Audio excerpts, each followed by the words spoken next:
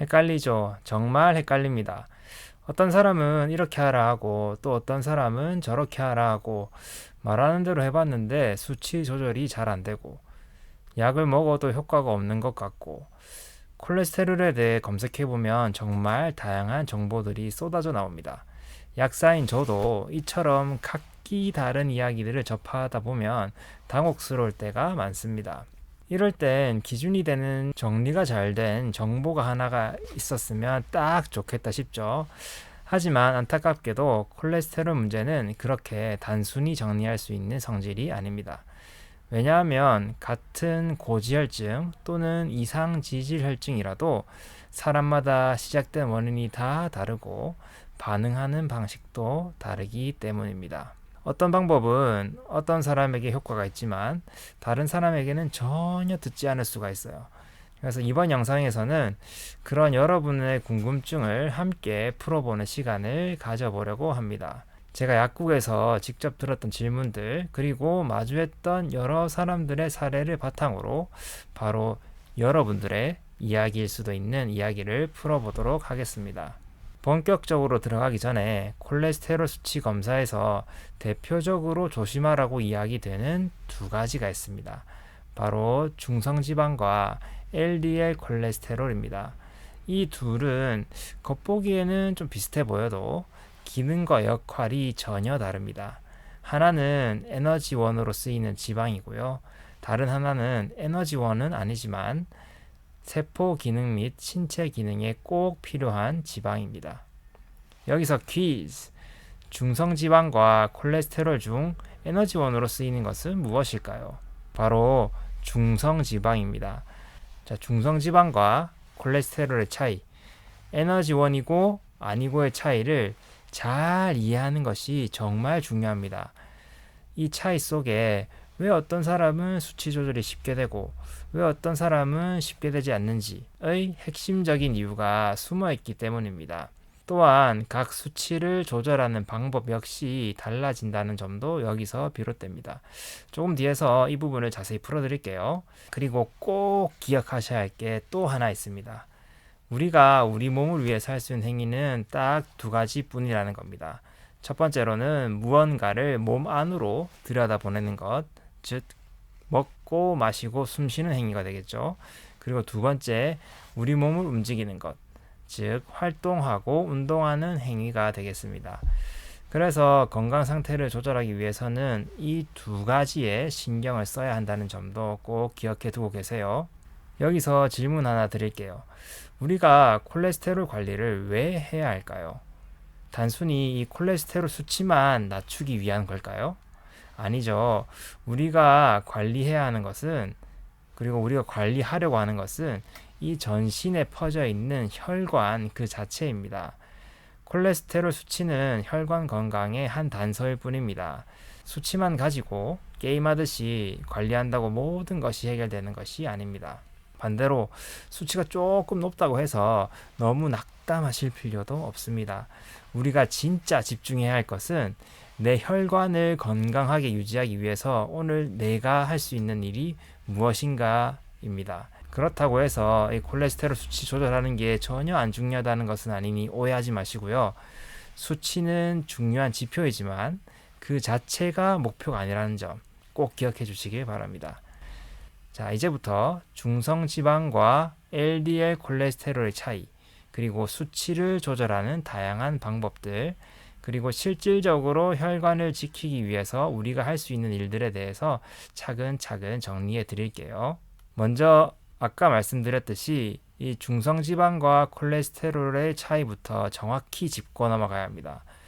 우리가 밥, 빵, 면, 과자, 술 뿐만 아니라 단백질이나 지방을 먹고 나면 이 몸은 필요한 에너지를 쓰고 남은 것을 잉여 칼로리로 간주합니다. 남는 에너지로 생각하죠. 그래서 이 남은 에너지는 이 간에서 중성지방 형태로 만들어서 VLDL이라는 택배 상자에 실려서 혈액을 통해 온몸으로 퍼지게 됩니다. 여기서 잠깐 VLDL, LDL, HDL 같은 용어를 아마 이제 콜레스테롤 검사를 해보면 자주 들어보셨을 겁니다. 건강검진표에도 나와 있죠.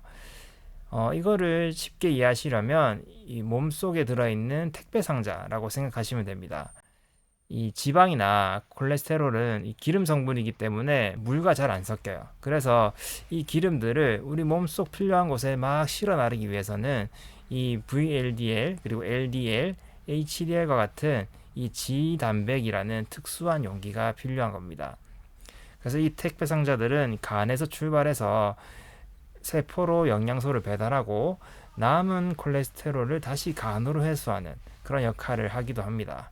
자, 이렇게 퍼져나간 이 중성지방이라는 것은 이 지방세포나 이 근육세포에 저장되어서 필요할 때 에너지로 사용이 됩니다. 그런데 문제가 생기는 건 이게 너무너무 많이 만들어질 때입니다. 이 혈액 속에 중성지방 수치가 높아지면 혈관에는 다음과 같은 부담이 생기거든요. LDL이 간접적으로 늘어날 수 있고요. 그리고 혈액이 끈적해질 수 있습니다. 그리고 혈류의 흐름이 느려지고, 그리고 네 번째로는 그 혈전, 피떡의 생성 위험도 높아집니다. 또한 중성지방이 또 많이 쌓이게 되면은 만성 염증 상태를 유도하거든요. 그러면 이제 혈관의 내피세포, 그러니까 혈관벽에 있는 세포를 손상을 시키고 내장 지방을 막 증가시키고요. 그리고 그 내장 지방에서도 이제 염증성 물질들을 또 분비하기 때문에 혈관 건강을 해치는 이런 악순환이 반복이 됩니다. 근데 그나마 이 중성지방은 다행인 건 그 중성지방 수치는 비교적으로 쉽게 조절이 가능하다는 점입니다. 왜냐하면 중성지방은 아까 말했듯이 우리가 섭취한 칼로리 중에 남는 에너지를 저장하는 형태이기 때문에 덜 먹거나 그리고 더 움직이면, 그러니까 에너지로 태워버리면 줄일 수 있기 때문이죠. 특히 액상과당이나 정제 탄수화물, 술과 같은 혈당을 급격하게 올리는 음식들을 줄이고 유산소 운동과 근육 운동을 병행하면 단기간에도 눈에 띄는 개선 효과를 볼 수 있습니다. 하지만 여기서 앞에 중성지방과 함께 말했던 이 콜레스테롤이란으로 이야기가 넘어가게 되면 얘기가 달라집니다. 자, 이제부터 진짜 중요한 내용이니 집중해 주시기 바랄게요. 자, 콜레스테롤은 우리 몸에서 세포막, 호르몬, 쓸개즙 등을 만드는 데 사용됩니다. 즉 중성지방처럼 에너지 저장을 위해서, 그리고 에너지를 태워서 에너지를 내기 위해서 뭐 이런 용도로는 쓰이지 않습니다. 그리고 콜레스테롤은 간에서 필요하다고 판단이 되면 간에서 합성하기도 하고요. 그리고 충분하다고 하면은 간에서 더 이상 만들지 않게도 합니다. 그리고 이제 LDL 안에 콜레스테롤이 들어가서 이 혈액 속을 막 돌아다닌다고 했잖아요. 콜레스테롤이 LDL에 담긴 채로. 그래서 이 LDL에 담긴 콜레스테롤을 회수할지 말지도 간이 판단하게 됩니다. 그래서 이 중성지방을 낮추는 방식, 아까 말했듯이 식단 조절하고 운동하는 것이 이 콜레스테롤 조절에 잘 적용이 안 되는 경우가 많습니다. 음식을 줄이고 운동을 해도 콜레스테롤은 태워지거나 저장되는 게 아니기 때문이죠. 물론 중성지방이 높아지면서 LDL이 따라 올라가는 경우에는 이 식이요법과 운동요법이 효과가 있습니다. 하지만 다른 수치는 다 정상인데 LDL만 불쑥 이렇게 높다면 방금 말씀드린 이유 때문에 생활 습관만으로는 LDL 수치 조절이 쉽지 않습니다. 거기다가 간에서 LDL을 회수하지 않거나 LDL을 과도하게 만들어내는 유전적 요인이 있다 하면 수치는 더 쉽게 올라갈 수 있고 내려가기가 힘들게 되는 것이죠. 자, 그렇다면 이렇게 높아진 LDL 수치는 어떻게 낮출 수 있을까요? 하나는 처방약을 복용하는 것이고, 또 다른 하나는 이 콜레스테롤이 순환하는 과정 중에서 이 배설 경로를 활용하는 방법입니다. 콜레스테롤은 음식으로 들어오거나 간에서 합성된 후에 담즙산이라는 형태로 장으로 배출됩니다. 쓸개즙이라는 말이죠. 그러니까 쓸개즙으로 장으로 배출이 된다, 이렇게 보시면 됩니다. 하지만 이렇게 배출된 쓸개즙은 한 95% 정도 이상은 다시 이제 흡수되어서 간으로 돌아와요.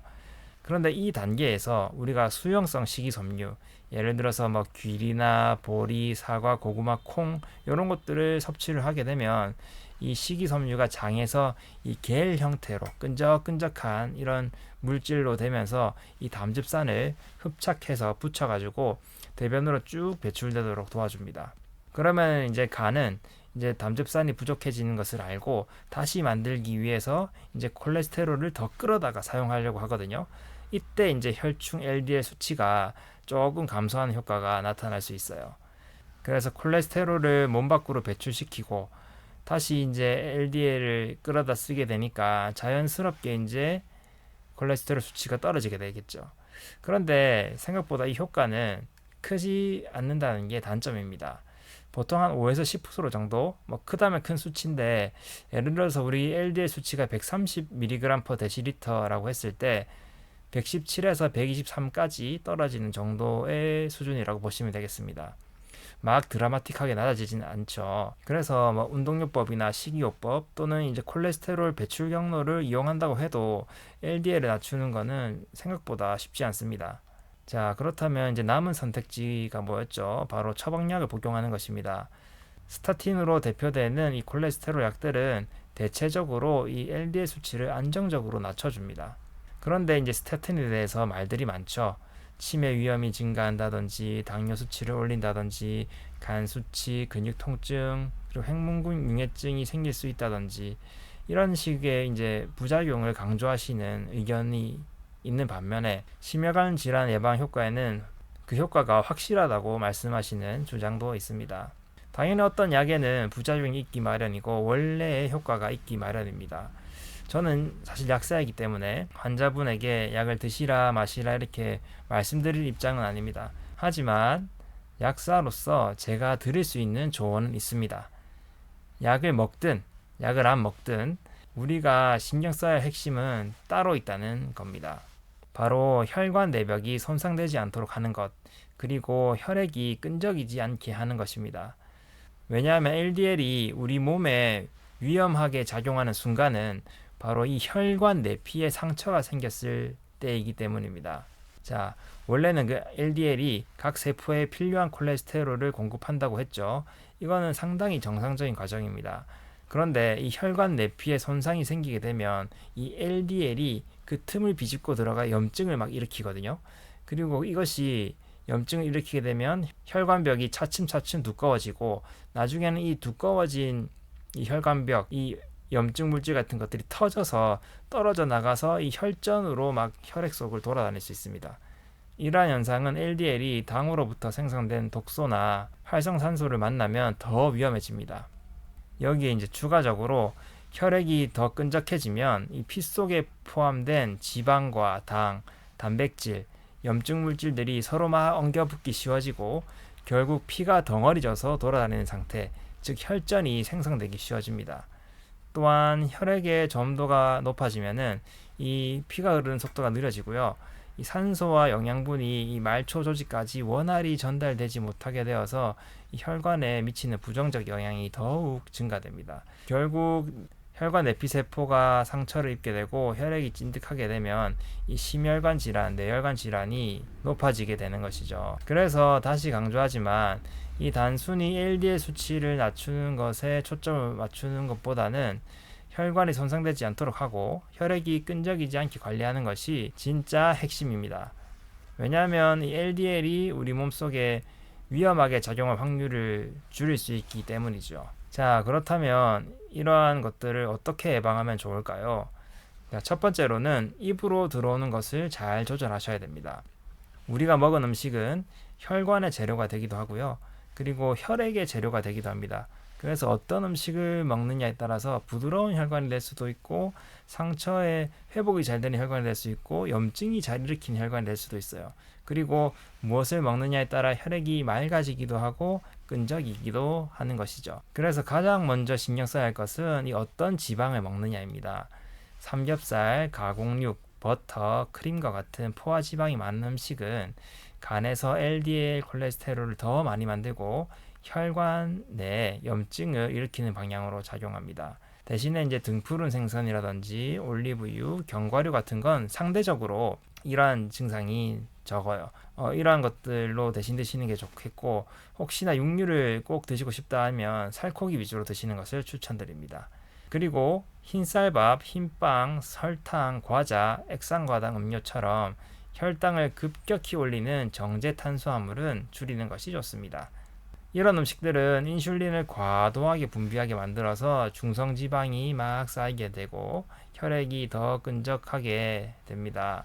반대로 귀리, 보리, 사과, 고구마, 콩류 같은 수용성 식이섬유가 풍부한 식품은 앞서 말했듯이 장 안에서 젤처럼 끈적끈적하게 변해서 콜레스테롤 배설에 도움을 줍니다.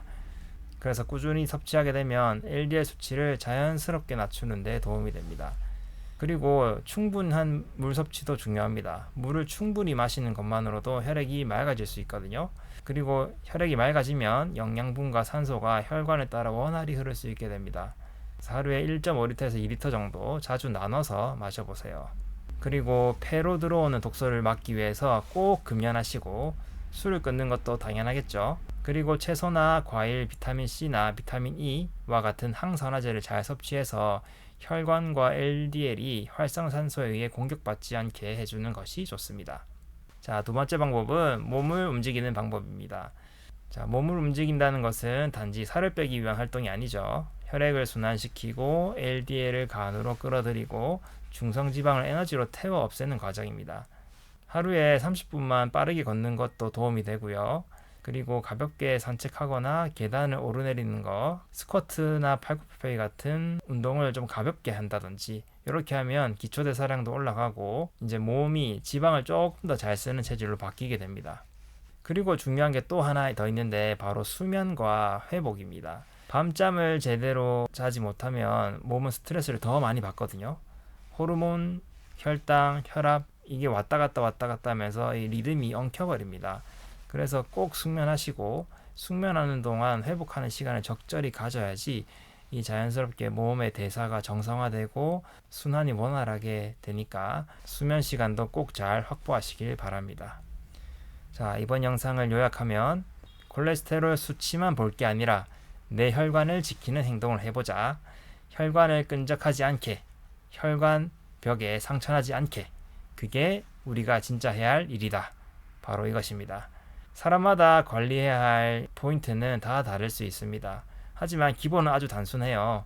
우리가 몸에 할 수 있는 일은 영상 제일 첫 번째에서 말했듯이 단 두 가지죠. 입으로 들어오는 것을 조절하는 것, 몸을 움직이는 것. 이 두 가지만 제대로 해도 여러분들의 혈관과 혈액은 분명히 달라질 수 있고요. 그 다음에 중성지방과 콜레스테롤 수치를 잘 조절할 수 있게 될 것입니다. 수치가 조절 잘 되지 않더라도 이 점은 꼭 신경을 써주셔야 됩니다. 그래야지 이 콜레스테롤이 우리 몸에 해를 끼치는 것을 잘 방지할 수 있게 될 것입니다. 자, 그럼 또 다음에 좋은 내용으로 찾아뵙도록 하겠습니다. 다음에 또 봐요. 약속.